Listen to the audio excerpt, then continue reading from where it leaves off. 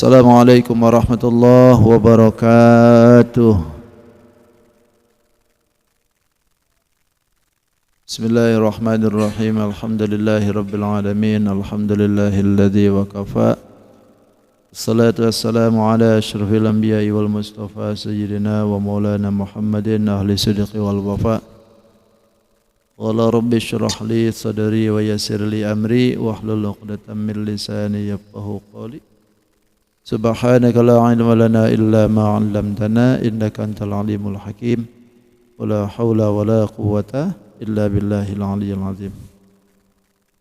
Hadratul mukarramin wal mukarramat, para sepuh, para tokoh, wabil khusus para pengurus Masjid Al-Alaq yang saya hormati, segenap Bapak Ibu yang semua hadir pada kesempatan subuh hari ini, ya insyaallah semuanya dimuliakan oleh Allah Subhanahu wa taala. Tidak hentinya kita bersyukur, alhamdulillah hari ini tidak terasa kita sudah memasuki hari kedua di bulan Rajab ya. Alhamdulillah, bulan yang barokah, bulan yang diberikan kemuliaan oleh Allah Subhanahu wa taala, dan salah satu bulan yang dipilih oleh Allah menjadi bulan yang haram.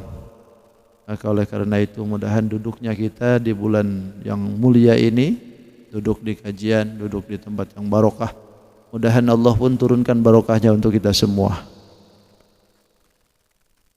Salawat dan salam tidak hentinya pula terlimpah dan tercurah kepada junjungan kita Sayyidul Mustafa wal Murtada Nabi besar Muhammadin sallallahu alaihi wasallam. Tidak lupa pada keluarganya, sahabat, tabi'in, para tabi'ut tabi'in, sampai pula kepada kita tentunya yang mudahan kita pun khususnya yang berkumpul di tempat ini, insyaallah kita semua diaku sebagai umatnya. Amin ya rabbal alamin. Dari kita hari ini banyak yang meluncur ke Kalsel ya. Ini nampaknya yang tengah ini ke Kalsel semua nih. Berat sebelah nih. Alhamdulillah, kita juga doakan mudah-mudahan yang berangkat ke sana diberikan kelancaran oleh Allah.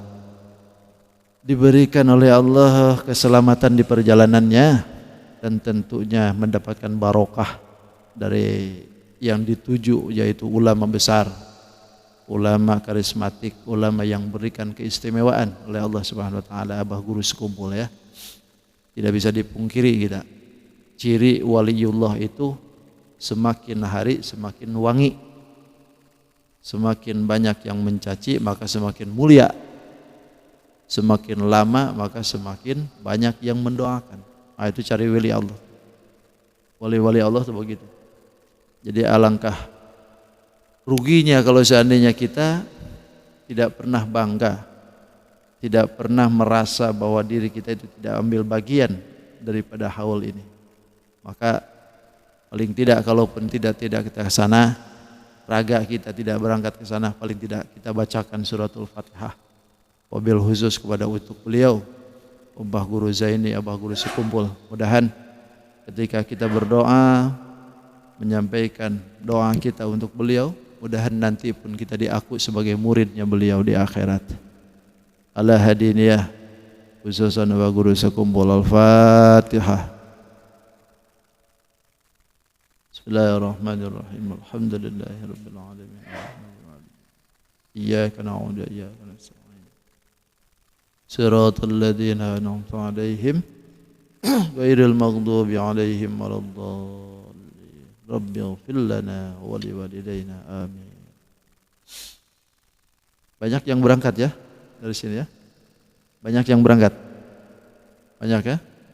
Insyaallah. Insyaallah tahun depan kita semuanya aja. Oke, bis rame-rame.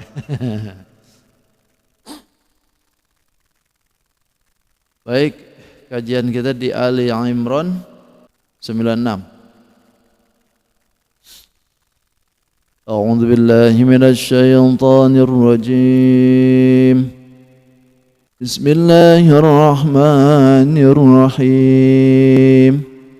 Inna awwala baitin wudi'a lin-nasi lalladzi bi Bakkata mubarakan wa hudan lil-alamin. Fihi ayatun بينات مقام إبراهيم ولله على الناس حج البيت من استطاع إليه سبيلا ومن كفر فإن الله غني عن العالمين قل يا أهل الكتاب لم تكفرون بآيات الله والله شهيد على ما تعملون قل يا أهل الكتاب لم تصدون عن سبيل الله من آمن تبغونها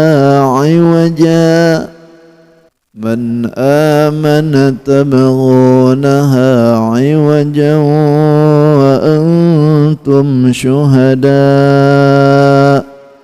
وما الله بغافل عما تعملون صدق الله العظيم وصدق رسوله النبي الكريم ونحن على ذلك من الشاهدين والشاكرين والحمد لله يا رب العالمين.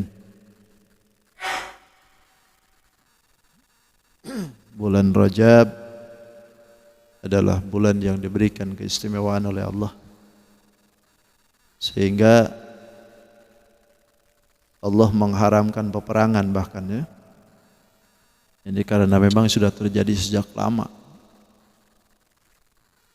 Jadi bulan itu 4 yang dipilih oleh Allah, karena memang sunatullahnya seperti itu. Dari apa yang terjadi dari alam lauh mahfud pun ya 4 gitu.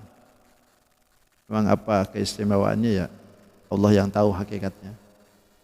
Yang aras 4, jihad juga 4 gitu, yang dipilih. Jihad kanan, kiri, depan, belakang itu kan jihad 4. Bahkan sahabat yang muncul pun 4.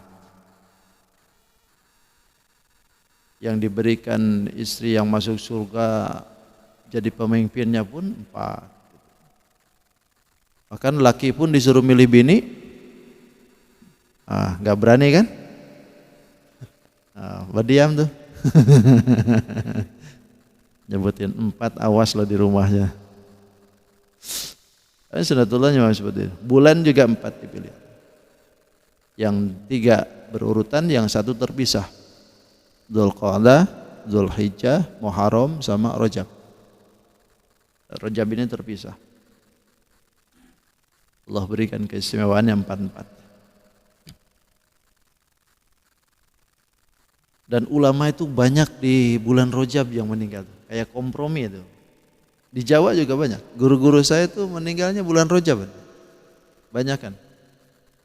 Dan hari kemarin itu terakhir haulnya guru kami itu di Pondok Pesantren Gelar Al-Qari.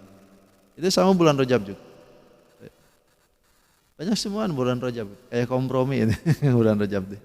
Kalau memang Rajabiyun itu adalah, ada yang menyebutkan salah satu bulannya para wali. Karena wali itu ada disebut wali Rajabiyun. Walinya bulan Rajab. Sehingga tidak mustahil para wali-wali Allah itu banyak yang wafat di bulan Rajab.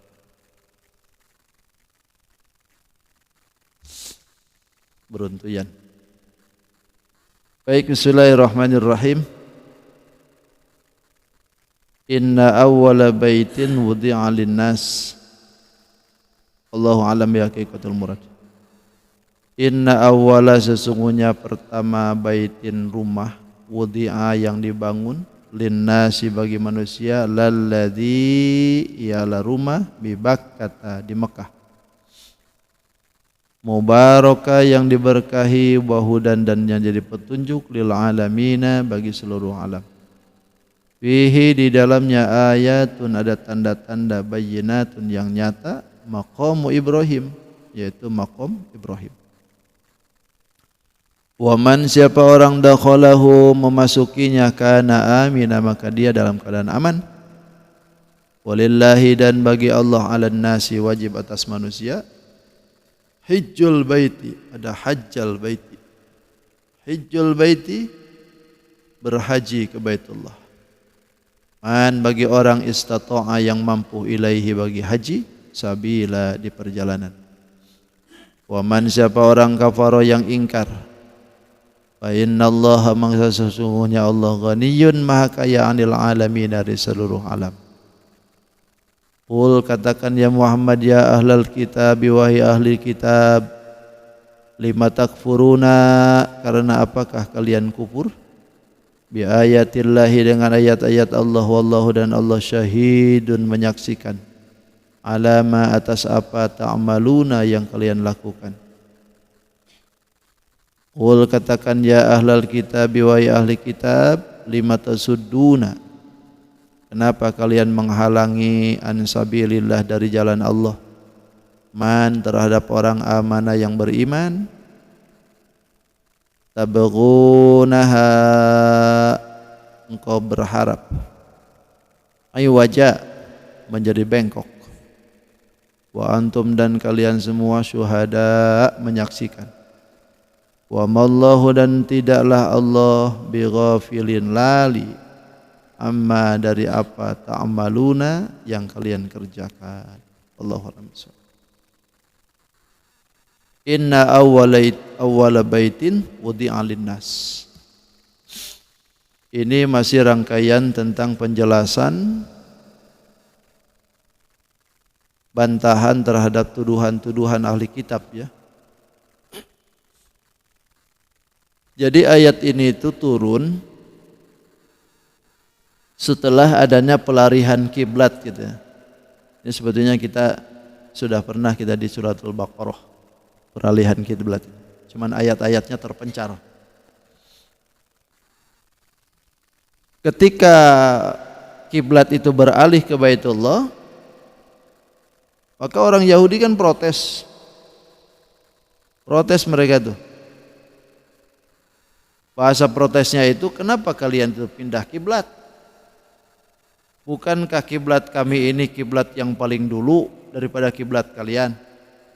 Bahkan kiblat kami ini kiblat yang paling utama, paling abdol, yaitu Baitul Maqdis maksudnya. Kan dari Baitul Maqdis beralih ke Haram lagi. Nah itu pengklaman mereka, pengakuan mereka bahwa kiblat yang mereka punya itu adalah yang paling afdal, maka turunlah ayat ini gitu. Bahkan mereka menyebutkan bahwa kiblatnya mereka itu kiblat yang paling pertama, paling dahulu gitu. Nah ini dijawab dan dibantah oleh ayat ini untuk menunjukkan bahwa kiblat mereka itu belakangan sebetulnya. Kata Allah, inna awwala baitin, sesungguhnya rumah yang paling awal itu wudi'a, yang dibangun linnasi bagi manusia di muka bumi, lalladzi bi Bakkah, ialah rumah yang ada di Bakkah. Asalnya dia kalimatnya Bakkah, tapi yang dimaksudkan itu adalah Mekah. Mimnya diganti dengan ba.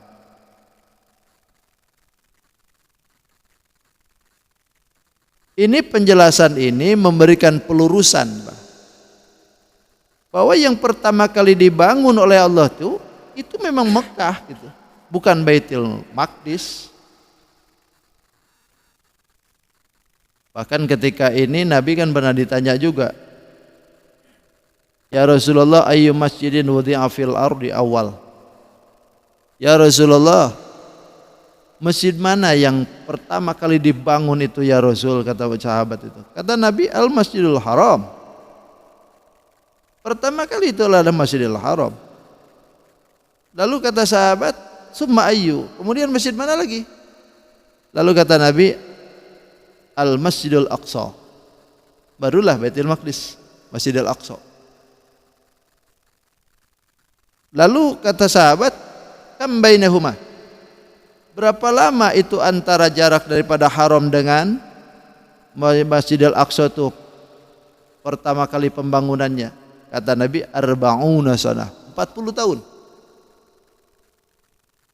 Jadi haram dulu yang dibangun, baru Masjidil Aqsa 40 tahun kemudian. 40 tahun itu. Nah, pertanyaannya siapa yang bangun?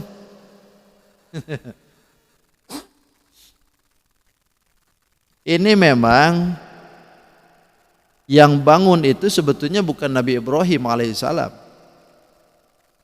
Yang pertama kali disuruh bangun itu adalah malaikat. Malaikat.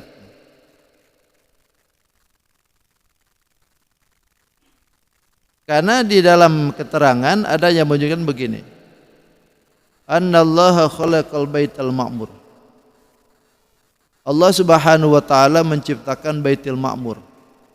Baitul Ma'mur itu yang ada di atas itu, di aras. Sehingga di Baitul Ma'mur itu semua malaikat itu bertawaf di sini, mutar semua di Baitul Ma'mur. Bahkan iblis itu pernah ribuan tahun itu tawaf di Baitul Ma'mur tuh. Makanya terkenal di langit yang lain itu iblis itu enggak ada yang tahu. Yang dikenal oleh mereka itu adalah abid, ahli ibadah. Karena memang sudah lama dia berputar-putar mengitari Baitul Ma'mur itu. Itu tempatnya ibadah yang dibangun.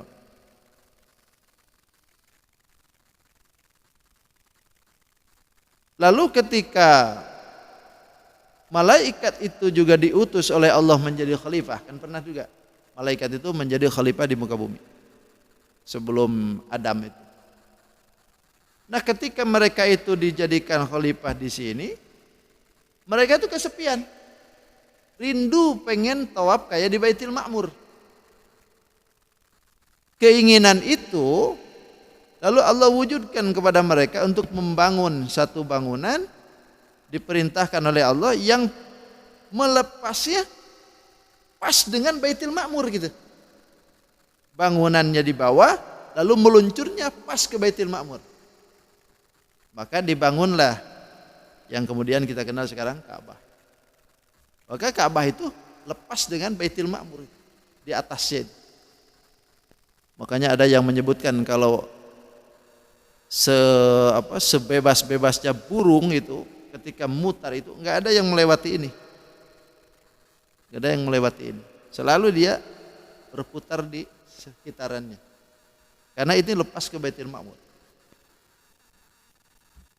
Bahkan untuk menghormati lurusan ini tuh pemerintahan Arab Saudi itu tidak membolehkan siapapun tidak boleh terbang di atas pesawat atau apa, tidak boleh. Kalau ada yang mau ke situ ditembaknya dari kejauhan itu. Untuk menghormati itu. Nah, akhirnya dibangunkanlah itu sehingga berputarlah malaikat itu di situ. Nah, asalnya itu bait yang dibangun oleh malaikat itu durrin baidaun. Itu permata yang putih. Asalnya itu seperti itu. Sehingga tawaflah di situ. Itu sebelum Adam. Ada yang menyebutkan 2000 tahun sebelum Adam ada. Malaikat itu sudah di situ. Makanya ketika Nabi Ibrahim alaihissalam disuruh oleh Allah itu bukan untuk membangun awal, tapi untuk meninggikan bangunan. Wa idz yarfa'u Ibrahim, kan meninggikan bangunannya. Bukan untuk membangun lagi karena sudah ada pondasinya. Itu.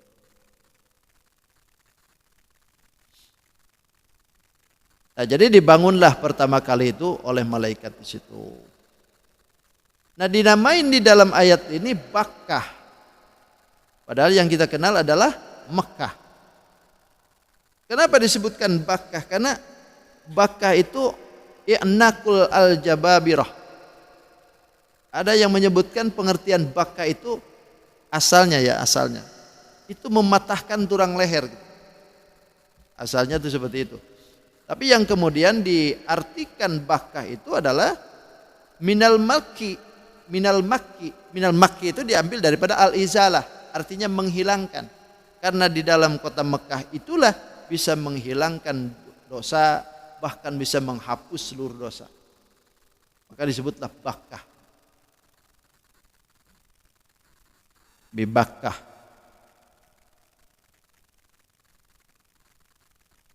Maka keistimewaannya pun juga kan sampai hari ini tuh.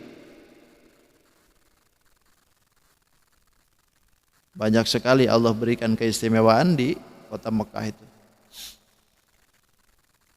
Pertama kan Mekah itu dijadikan pusat ibadah. Keistimewaan tuh. Diaku atau tidak Mekah itu menjadi pusatnya ibadah. Karena Allah sendiri menyebutkan kan di sini tuh.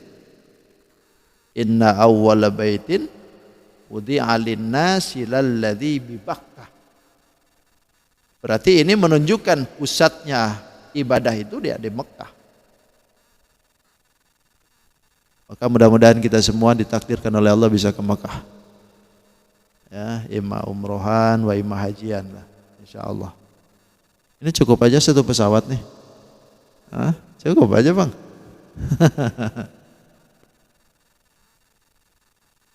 Ayo, penelitian lah.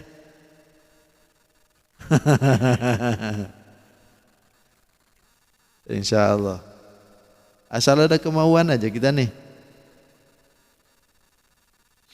Ini pusatnya ibadah ya, dan semua kan seluruh dunia. Semua kiblatnya ke sana. Merujuk kepada pusat sana. Yang kedua, tempat yang paling dicintai oleh Allah itu ya Mekah. Mekah paling dicintai. Bahkan ketika Nabi kita Muhammad SAW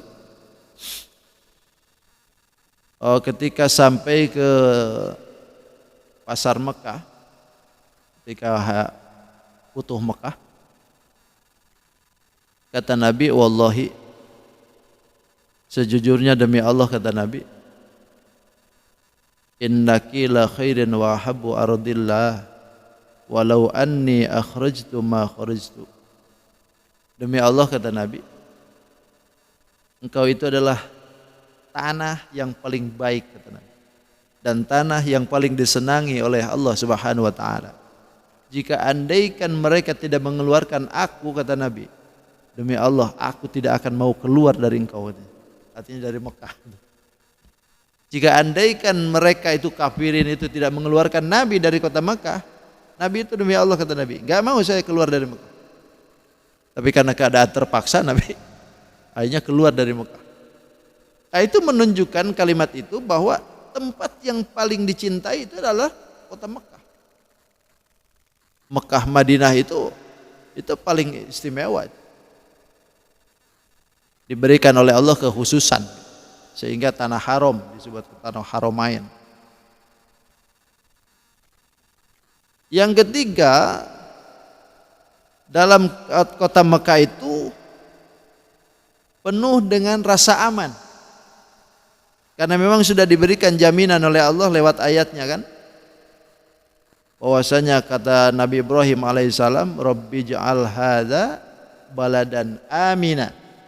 Ya Allah, jadikan negeri ini Mekah. Baladan amina, negeri yang aman. Itu menunjukkan bahwa negeri kota Mekah ini diberikan jaminan aman oleh Allah. Warzuq ahlahu minas samarati man amana minhum billah wal yaumil akhir. Berikan rizkinya kepada mereka penduduk haram, penduduk kota Mekah, minas samarat, dari buah-buahan. Untuk siapa? Man amana minhum, bagi mereka yang beriman kepada Allah. Wa man kafara, siapa orang yang ingkar, fa umatihi qalilan summa atarruhu ila adzabin nar. Allah menyebutkan bahwa wa man kafara, ini kan Nabi Ibrahim alaihissalam minta bahwa buah-buahan itu diberikan oleh Allah itu man amana billah, yang beriman saja. Tapi Allah enggak, kata Allah wa man kafara, orang yang kafir juga enggak apa-apa kata Allah. Makanya di haram itu ya masih ada juga sebetulnya yang tidak percaya itu. Jadi turunan-turunan Abu Jahal ya masih ada mungkin. Apalagi di Jeddah itu ya banyak sekali. Kristen Ortodoks juga masih ada, Yahudi juga ada. Tidak semuanya mereka. Padahal Mekah sudah di situ. Tapi waman kafaro kata Allah, enggak apa-apa orang kafir juga. Wa umatihu qalilan, kami berikan kesenangan sebentar tapi kata Allah. Summa aturruhu ila adza finnar. Nanti kami seret mereka ke dalam jahanam. Bi'sal mihad. Dan itu seburuk-buruknya tempat bagi dia. Tapi yang jadi penakalan itu adalah jadi amannya. Karena memang ini Mekah, ini diberikan oleh Allah jaminan keamanan. Aman yang dimaksudkan itu apa? Aman tidak ada penyerangan dari luar. Dan memang sunatullah dari dulu sebelum Islam Nabi Muhammad hadir, ini sudah dijamin oleh Allah kan. Di antara yang terakhir itu adalah pasukan gajah itu kan.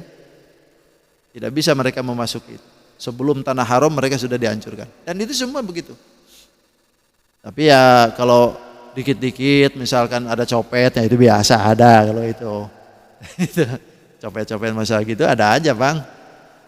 Tapi itu kan tidak semuanya. Jadi artinya dalam sekian persen itu terbilang 0% dari keseluruhan itu. Kalau sendal jepit hilang biasa kalau itu gitu. Tapi secara penyerangan keseluruhan menjadi rusak itu enggak. Dijamin oleh Allah seperti itu. Apalagi keistimewaan ini tidak akan dimasuki Dajjal.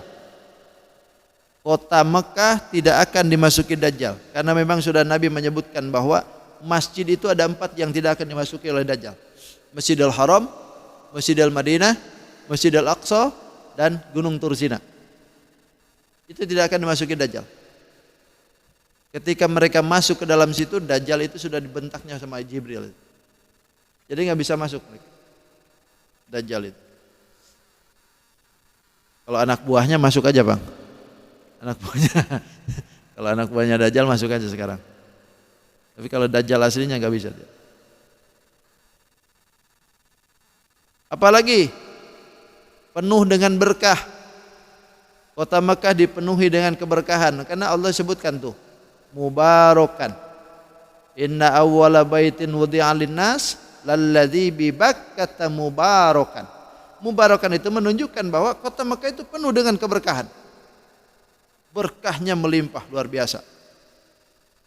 Bahkan saking ajibnya keberkahan yang diberikan oleh Allah, salat di situ itu kan berlipat-lipat tuh. Orang yang sholat di Masjid Nabawi itu sama dengan 1000 rakaat di luar Masjid Nabawi. Tapi ketika sholat di Masjidil Haram maka sama dengan 100.000 di luar Masjidil Haram. 100.000. Bayangkan umroh cuma 9 hari. Berarti sepekan tuh di sana. 4 hari lah di haramnya. 4 hari sekali 2 rakaat sholat. Kali terus-terusan. Apalagi hajian tuh, lawas sudah di situ tuh hajian tuh. Tiap hari sholat di Masjidil Haram. Kecuali yang malas di hotel aja tuh sholatnya. Ada aja yang malas itu. Tiap hari itu di Masjidil Haram. Makanya begitu datang kemari tuh, panen itu pahala luar biasa. Sampai ada orang yang ketika datang kemari nggak pernah ke masjid lagi.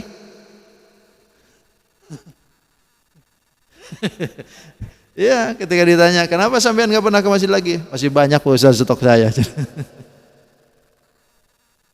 Aja ke 2 rakaat saja, hampir sama di luar Masjidil Haram 100.000. Itu menunjukkan keberkahan yang diberikan oleh Allah dari segi pahala. Makanya harus mau. Belum lagi diberikan oleh al-umrah wal umrah kafaratun, antara umrah dengan umrah itu menjadi kifarat. Hari ini Bapak umroh, terus kemudian bulan depan umroh lagi. Itu antara bulan ini dengan bulan depan kifarat dosa. Habis semuaan. Karena memang diberikan oleh Allah itu seperti itu. Allah sebutkan wa man dakhalahu kana amina. Disebutkan di dalamnya juga orang yang memasuk itu menjadikan aman di dalamnya. Bahkan kata Nabi, man dakhalal bait dakhala fi hasanatin. Siapa orang yang memasuki Baitullah maka berarti dia masuk membawa kebaikan. Masuk diberi oleh Allah kebaikan. Wa kharaja min sayyi'atin, dan keluar dari kebaikan.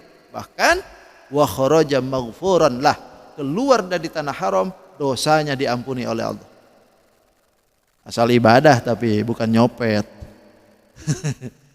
Ibadah di dalamnya, keluar dari situ, dosa dibersihkan oleh Allah.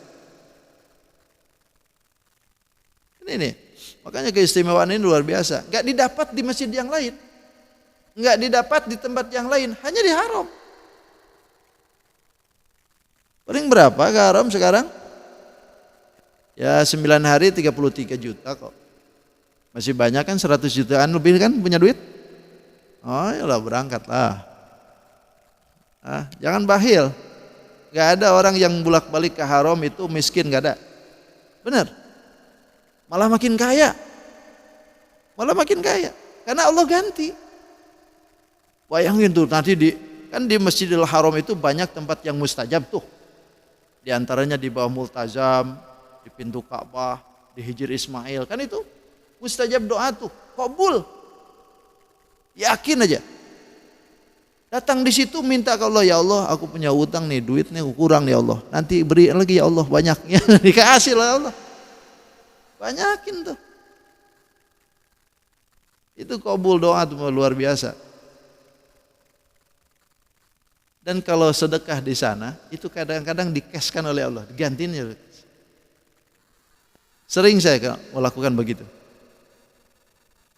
Ketika kita bawa duit ya, saya kalau ke sana karena saya bimbing jamaah gitu, artinya ya jarang bawa duit banyak lah.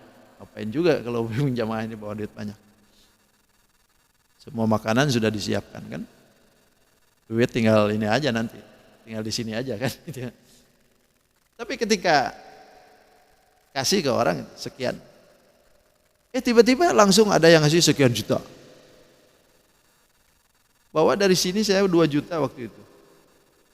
Begitu pulang dari sana, belanja aja 9 juta. Di mana tuh duit? Ya ada aja tuh. Karena kadang-kadang nggak bisa ditugak gitu. Kita kasih, ada lagi yang ngasih. Kita kasih, ada lagi yang ngasih. Begitulah hebatnya di haram tuh. Makanya harus ada keinginan kita ke haram. Ya paling tidak umroh lah. Insyaallah ya. Kalaupun haji kan, kalau hajiannya panjang banget nih rantaiannya. Urutannya panjang lama banget kita sekarang. Jadi kalau umroh kan bisa bulan depan oke.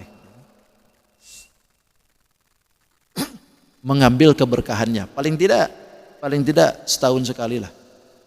Atau seumur hidup sekali. Enggak masalah gitu. Karena yang wajib ain itu kalau Imam Syafi'i itu menyebutkan wajib ain. Umroh itu seumur hidup wajib ain. Sementara Imam Malik itu menyebutkan sunnat ain.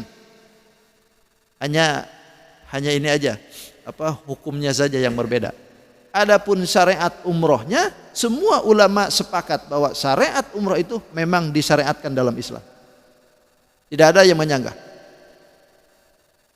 Sepakat para ulama itu menyebutkan bahwa umroh itu memang disyariatkan. Cuman hukumnya aja yang berbeda. Ini saya omongkan seperti itu karena ada pemahaman orang yang menyebutkan bahwa umroh itu tidak ada. Ini gimana pemikirannya? Kok menyebutkan umroh tidak ada? Padahal Allah sudah menyebutkan bahwasanya wa atimul hajja wal umrata lillah kan gitu. Sempurnakan haji dan umroh karena Allah. Itu umrohnya dihilangkan coba. Gak ada ke dalam syariat Islam tuh umroh, gak ada. Gak ada itu ya karena gak punya duit kali ya. Umroh itu harus disyariatkan juga. Cuman hukum daripada umroh itu sendiri itu yang beda. Ada yang menyebutkan fardu ain dalam seumur hidup sekali.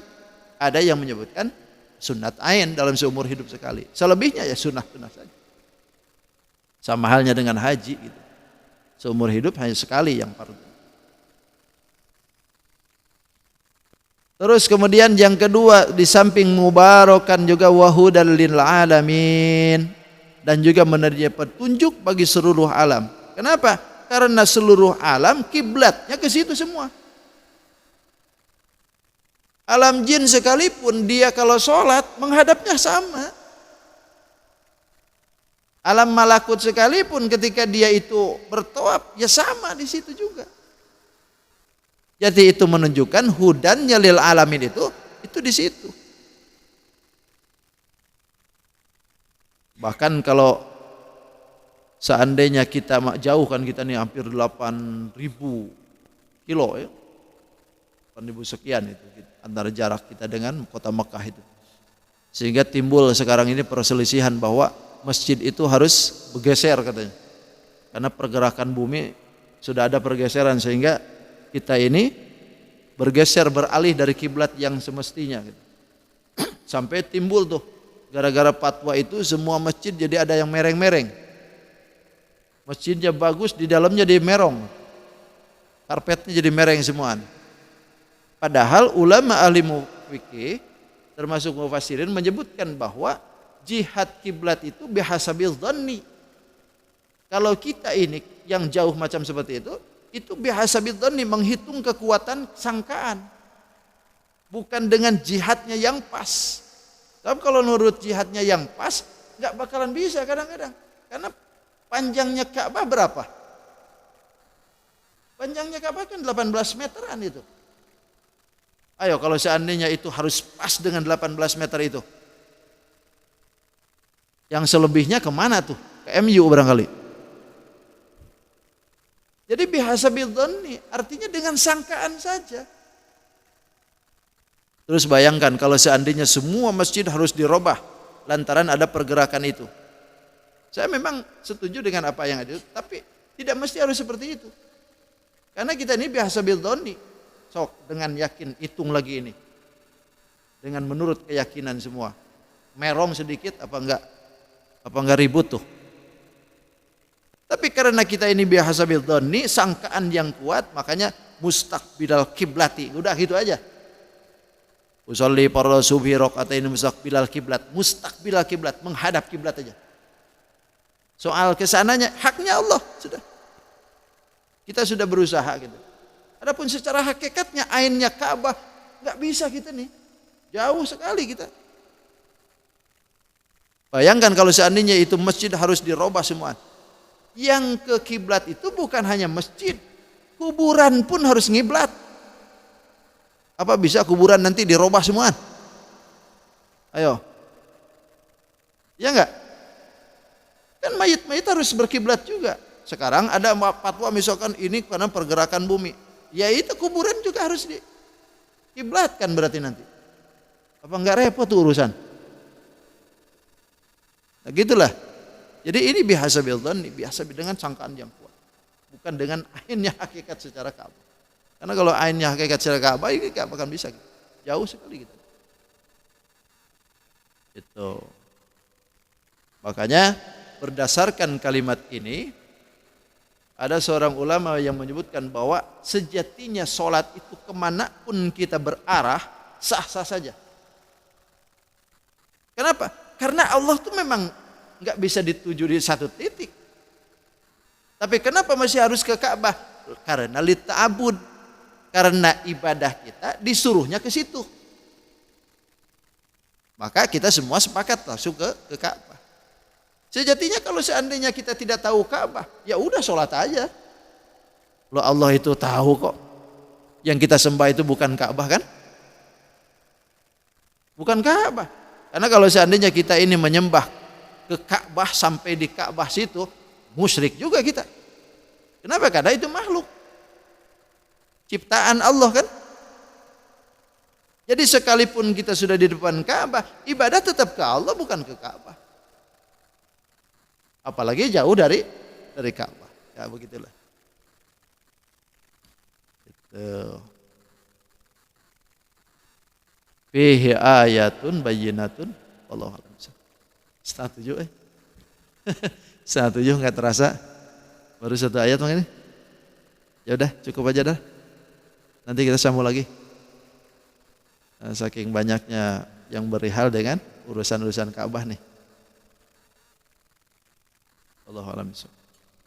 Cukup sudah, terima kasih. Hadanallahu wa iyyakum ajmain. Assalamualaikum warahmatullahi wabarakatuh. Allahumma arhamna bil Qur'an واجعله لنا إماما ونورا وهدى ورحمة. اللهم ذكرنا منه ما نسينا وعلمنا منه ما جهلنا وارزقنا تلاوته آناء الليل وأطراف النهار واجعله لنا حجة يا رب العالمين. تقبل الله منكم. Subhanakallahumma wa bihamdika asyhadu an la ilaha illa anta astaghfiruka wa atubu ilaik.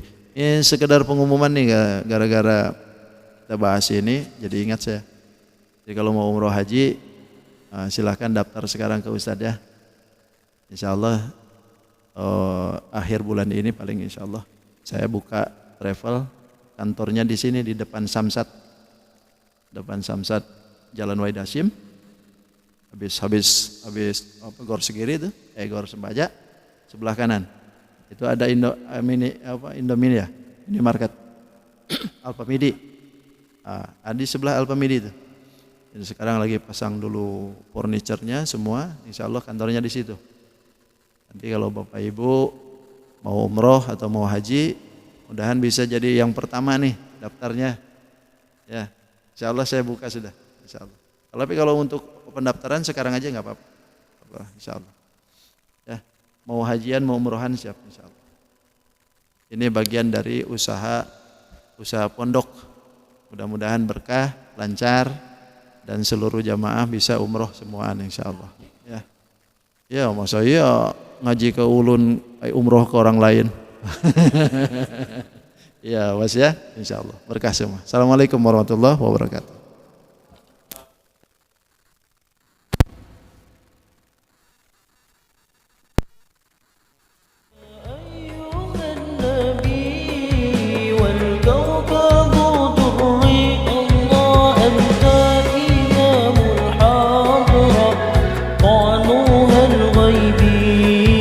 أنت إمام الحاضر سلطانها الغيبي لي عبد حملي ثقيل فإني عبد حملي ثقيل